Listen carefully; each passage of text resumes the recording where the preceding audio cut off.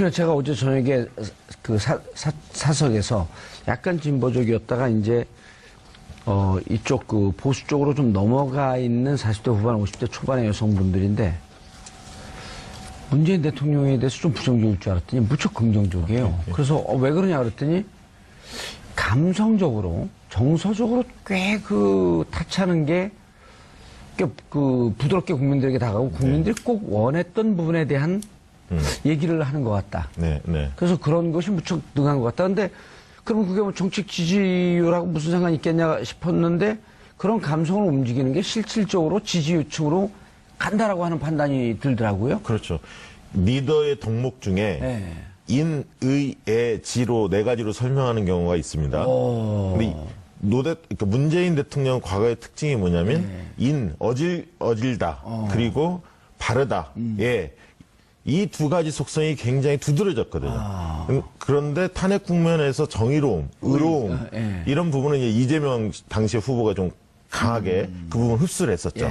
또 지혜로움 이런 부분은 약간 그 두드러지지 않았었는데 대통령이 되면서 적폐청산 이런 부분들에 대한 비타협적인 원칙적인 이런 모습을 보면서 의로움도 이제 확고하게 다져지고 있고 문제 해결 능력이라는 해내는 리더십, 지혜로움 이런 부분들도 제가 볼 때 많이 보완이 됐기 때문에 이상적인 리더 이미지와 문재인 대통령의 현재 이미지가 상당히 일치하는 그런 어떤 흐름을 보이고 있다. 그래서 만약에 지금 문재인 대통령이 굉장히 끝까지 이렇게 성공하는 모습을 보여준다면 차기 대통령의 리더십의 유형이 어떨까.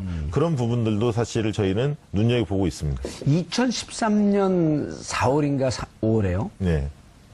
내가 한 방송국에서 한 얘기가 똑같은 얘기인데 그거 보셨나요? 안 봤는데요? 봤는데 잊어먹은 게 아니, 아니고. 의원님이 그 방송 별로 보는 적이 별로 없었어요. 표절시비?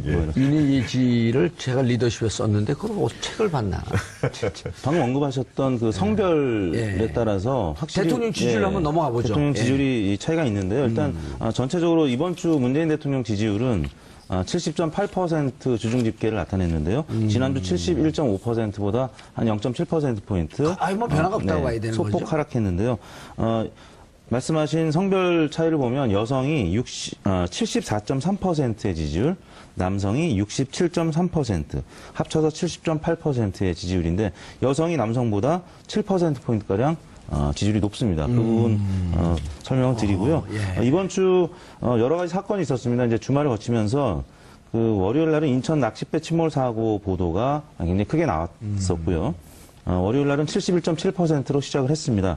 그런데 화요일 날 여야 예산안 처리 합의 속에서도 이 낚싯배 침몰 사고에 대한 정부 대응에 대한 특히 이제 해경의 대응에 대한 비판이 뭐 특히 야당에서 굉장히 컸었고요. 또 일반 국민들도 그 범국가적 재난 방지 시스템이 이렇게 여전히 이렇게 문제가 많은지 비판을 했기 때문에 화요일 날은 소폭 하락해서 69.3%로 70% 아래로 살짝 떨어졌다가 수요일 날 어제죠. 13일부터 중국을 국빈 방문한다는 소식이 전해지면서 다시 반등을 해서 어제는 72.21%로 올라서 주중 집계가 3일간의 합계는 70.8%로 마감이 됐습니다.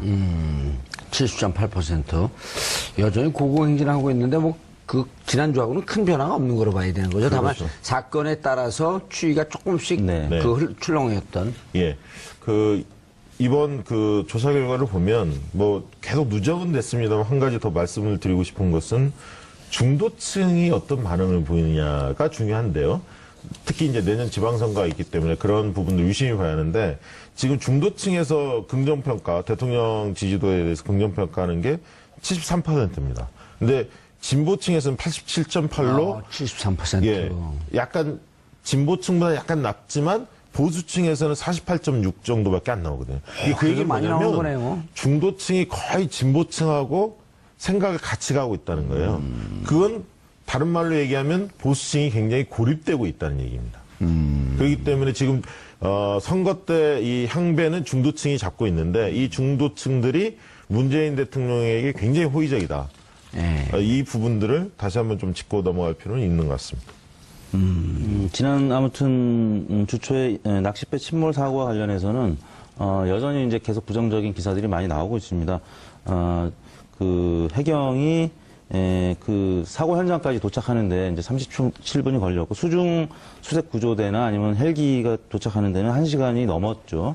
그런 부분 여러 가지 세월호 사건 이후에도 계속 바뀌지 않는 이런 부분에 대해서는 문재인 대통령이 직접 이제 사과도 하셨지만 많은 국민들이 정부에 대해서 많은 불만을 갖고 있기 때문에 주초에 악재로 좀 작용을 했고요. 예산안과 관련해서는 보수 언론에서 특히 이제 화요일 날 많은 비판적인 사설이 나왔는데요. 조선일보 같은 경우는 새 예산 알고 보니 공무원 17만 증원 그대로다. 이런 제목으로 사설을 썼고, 동아일보는 쪽지 예산 밀실 날림 야합의 국회 적폐. 굉장히 많은 비판을 했습니다. 그렇기 때문에 국민의당은 잠시 소개해드리겠습니다만 국민의당, 한국당은 조금 올랐는데 민주당이 빠졌고 또 대통령 지지율에도 이 부분은 조금 악재로 작용하지 않았나 싶습니다. 반면에 이제 13일부터 시진핑 주석과 정상회담이 예상되는 보도가 이제 어제 나오면서 어제는 지지율 72.1%까지 오른 것으로 나타났습니다. 네, 저도 뭐 비슷한 의견이지만요. 한두 가지 더 보태면 그 대북 그 부분 관련해 선제 타격 얘기가 미국발로 상당히 많이 나왔었어요. 며칠 전부터, 2, 3일 전부터. 그러다 보니까 월요일 날 조사 결과에 낚싯배 문제하고 선제 타격 이런 부분들이 작용했다라고 보여지고요. 말씀하신 대로 이제 예산 논란, 특히 이제 공무원 증원 쪽으로 논란이 됐었고, 뭐 이러다 보니까 화요일 날 좀 지지율이 더 빠졌고, 이게 이제 국회에서 그래도 잘 통과가 됐기 때문에, 우여곡절을 통과됐기 때문에 수요일 조사는 좀 소폭 반등을 했고, 그런 흐름이 당분간 조금 이어지지 않을까, 그렇게 전망이 됩니다. 이거는 국민의당이 1.2% 올랐는데, 느닷없이 홍준표 자유한국당 대표하고 안철수 대표가 아재 개구를 한판 붙었어요? 네. 너무 관심이 없었네, 사람들이. 그쵸. 위장야당이라고 하니까 뭐 우리는 위나 장이나 같은 소화계통이 아니고 중추신경계 중추야당이다. 가끔가다 뜬금없는 너무 말이 어려운데요? 아재 개구도 좀 어렵게 하네요. 그 서울대 출신이어서 그런가. 저 아재 개구로 보여요, 저게? 의사니까 저렇게 했나? 그렇겠네요. 네, 의사니까. 의사 출신. 네. 근데 저걸 중자가 많이 들어가요. 네, 중자가. 저걸 보면서 저걸 정리하는 우리 작가들은 무슨 생각을 하고 있는 건가? 네? 위장야당, 아재 개그. 저게 그 좀 정도로 웃자고 하는 건데 웃기진 않죠. 아니, 저 부분이 화제가 됐나요? 그러니까 제가 묻는 거예요. 저는요, 뭐 워낙 그 뉴스에 관심들이 많으니까. 네네. 저는 뭐 TV도 안 보고. 네. 이번에 이제 정당 지지도 보면 민주당 지지도가 좀 빠졌고, 예. 나머지 정당들은 좀 소폭 오르는 것으로 조사됐는데, 민주당의 지지율 빠진 원인을 뭐 딱히 규명하기는 애매하지만 워낙 높으니까요. 근데 다만 그 부분은 한 가지 있는 것 같아요. 지난번에 이제 제가 나와서 그 권리당원 예. 200만 원 가까이 100만 원을 넘어서고 뭐 이런 얘기를 했었는데 꽤 탄탄하죠. 예, 근데 그게 이제 알아보니까 150만 명으로 그 민주당이 발표했다가 이게 실질적으로 돈이 실제로 지금 빠져나가는 사람들은 79만 명. 80만 명. 꽤 많은 거예요. 예, 근데 그러다 보니까 당원 뻥튀기 한 거 아니냐. 이런 얘기들이 좀 흘러나오면서 부정적 기사들이 좀 있었습니다. 근데 실질적으로 약정은 150만 한 게 맞고 돈이 실제 지금까지 이제 빠져나간 사람들은 이제 권리 행사를 할 사람들은 79만 명에 달한다고 합니다. 예. 그런 소식들도 약간 영향을 미치지 않았나 싶고요. 그렇죠. 어쨌든 공무원 증원 논란 뭐 이런 등등이 아무래도 우리 국민들이 공무원을 늘리는 거에 대해서 좀 거부감이 있습니다. 그게 소방공무원, 경찰공무원 현장에 필요한 그 공무원을 늘리는 것임에도 불구하고 공무원 늘리기에는 여전히 좀 부정적 시각이 있다 보니까 그런 어떤 예산안 논란이 벌어졌을 때 당이나 대통령한테 다소 부정적인 영향이 좀 끼치지 않았을까 그렇게 생각이 듭니다. 좀 묘하잖아요. 이태수 대표님. 네. 공무원 늘린 거에 대해서는 부정적 여론이 높아요. 그런데 이제 경찰직, 소방관, 네.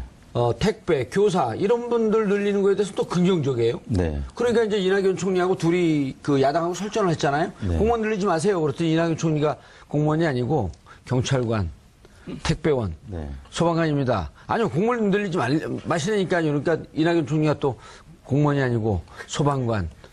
이러면서 설전이 벌어졌는데 소방관 이런 현장직 공무원 늘리는 거에 대해서는 또 한 60% 좀 안 되지만 50% 이상이 찬성을 한단 말이에요. 이번 낚싯배 사고 때도 네.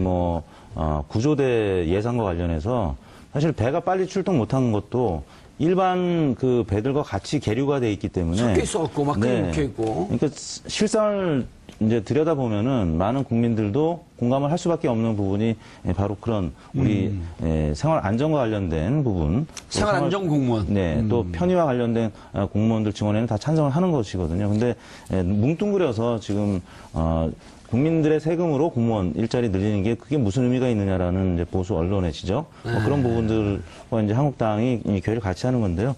일단 이런 사건들이 생기면 국민들이 그때마다 이제 좀 관심을 갖고 보게 되는 것 같습니다. 예. 그런 차원에서 여러 사안들과 관련해서는 현 정부의 입장과 교회를 같이 하는 유권자들의 목소리를 들을 수가 있는데요. 아무튼 그 공무원 증원과 관련해서 이번 주 중에는 당청에 좀 부담으로 작용했던 것이 분명하고 그 과정에서 국민의당 지지율이 소폭 올랐습니다.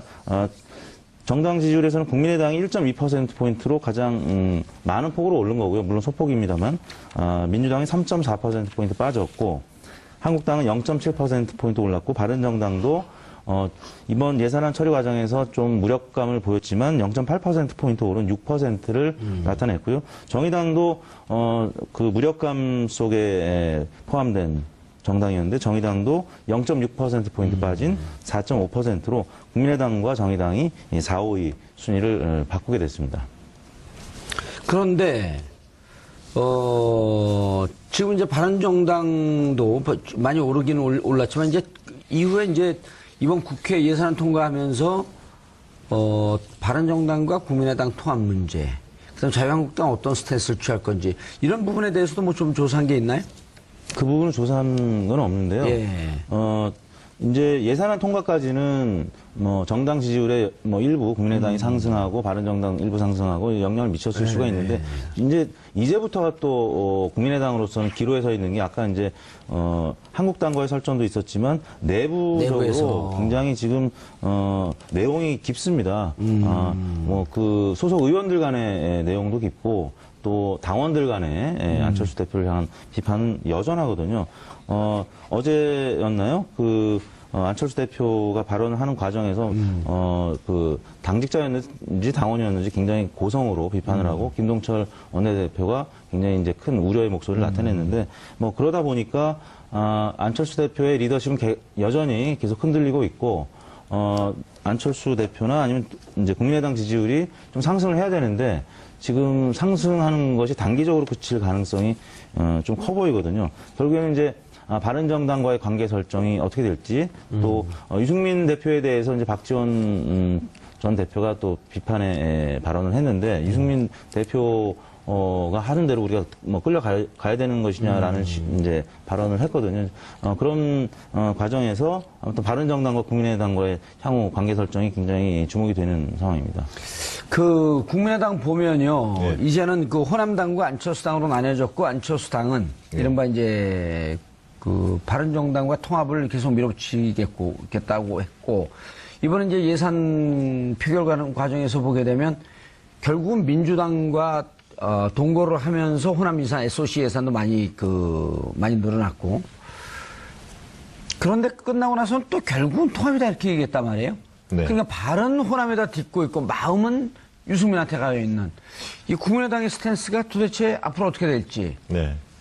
실질적으로 이번 저희 여야 간의 협의 과정에서 실질적으로 이제 당대표보다는 원내대표가 결정적 역할을 했다고 합니다. 실질적으로 이제 김동철 원내대표가 영향력을 행사한 거죠.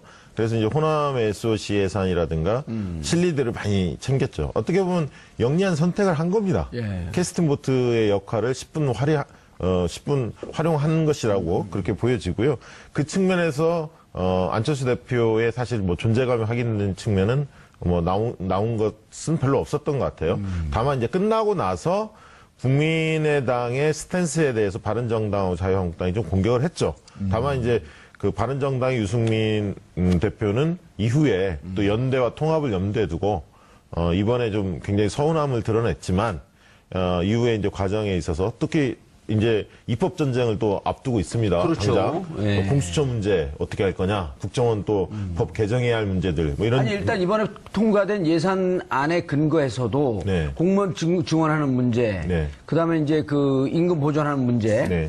이런 등등에 대해서 법을 통과시켜줘야 되는 거거든요. 네, 그렇죠. 그리고 사실은 가장 중요했던 것 중에 하나가 선거구제에 대한 개헌과 선거구제에 대한 개편에 대한 여권의 예. 적극적인 어떤 의향 이런 부분들을 국민의당이 간절히 요구를 했고 그 부분에 대해서 굉장히 열린 마음으로 받은 거거든요. 사실. 중대선거구제도나 그렇죠. 그쪽으로 개편할 의향이 예. 있다. 왜냐하면 지금 현재 본다면 내년 지방선거 앞두고 최대 변수는 개헌의 변수입니다. 근데 개헌이라는 게 지금 여야 간의 이견이 달리기 때문에 권력구조 문제에 대해서 합의가 전혀 되지 않고 있거든요. 민주당 쪽은 사년 중임제 쪽에 의견이 강하고요. 그다음에 야당 쪽에서는 분권형 대통령제, 이원 집정부제에 대한 국민의당이나 이런 자유한국당이 강한데 그렇다면 단일안이 나올 가능성이 거의 없습니다. 때문에 2월이 지나면 3월 달에 국회의장이 직접 대통령한테 정부 발의를 건의할 가능성이 높고 그러면 실질적으로 지금 청와대나 정부에서는 그렇게 올 것을 대비하고 나름 준비를 하고 있습니다. 개헌에 대해서요? 개헌에 대해서. 왜 준비 안 하고 갑자기 받을 수는 없는 거 아닙니까? 그렇다면 주요 개헌 사항이 뭐가 되겠느냐. 합의가 가능한 개헌 사항이. 그러면 큰 꼭지로 나오는 게 국민의 기본권을 좀 높이는 거, 신장하는 거 하나고요. 두 번째는 분권입니다. 지방 분권을 획기적으로 높이겠다. 이게 대통령의 의지거든요. 공약이기도 했고요. 그래서 재정 문제를 8대에서 6대 4까지 이거를 국세와 지방세의 부담을 지방세를 높여주겠다. 이게 이제 하나가 있고요. 그다음에 자치경찰제라든가 이 권한을 높이는 재정과 위상을 높여주는 자치단체장한테 그런 또 분권의 내용이 있습니다. 또 행정수도도 논쟁 중에 하나고요. 그다음에 하나가 바로 선거구제입니다. 그래서 선거구제 문제에 대해서 이 국민의당 목숨을 걸죠. 자기들의 목줄을 재고 있는 거 아닙니까? 다음 총선에.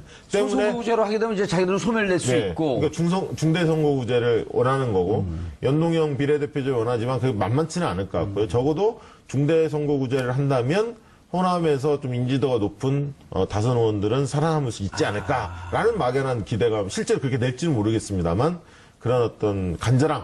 중대선거구가 더 의미 있지 않나요?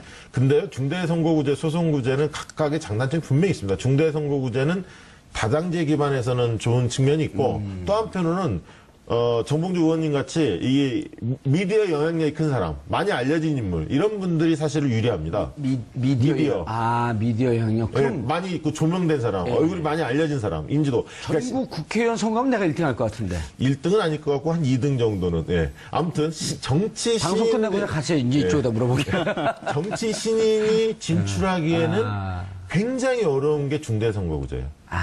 왜냐하면 기득권층으로 되는 거네. 단일 선거구 내에서도 해당 당의 의원들도 몇 명이 복수로 나올 수 있는데 굉장히 알려진 인물, 중량감이 있는 인물 아니면 언론에 많이 노출된 이런 인물들이 유리하기 때문에 실력은 있어도 인지도가 낮은 사람이 뚫고 나가기엔 굉장히 어려운 측면이 있습니다. 다만 다당제를 강화하는 효과는 있죠. 양당제. 관심이 싹 쏠리는데요. 아, 그렇습니까? 인지도가 높으시니까. 근데 국회의원은 안 할 거니까 이제 방송인인데. 아, 그런가요? 사면도 아직 안 되시지 않았나요? 그렇죠. 사면도 하지 말아달라 그랬어요. 아, 그랬어요? 왜냐면 저 하면서 그 비리 정치인 같이 할까봐 비리 정치인 하지 말고 그럴 바엔 나도 하지 마라. 그래서 프레임 하나 만드세요. 정치인 양심수라는 하나 개인 비리 정치인하고 좀 달리 수준이 안민석 의원하고 비슷하네. 안민석 의원이 그 플래카드에다가 정치적 양심수라고 했는데 수준이 비슷한데 두 분이 사손 의원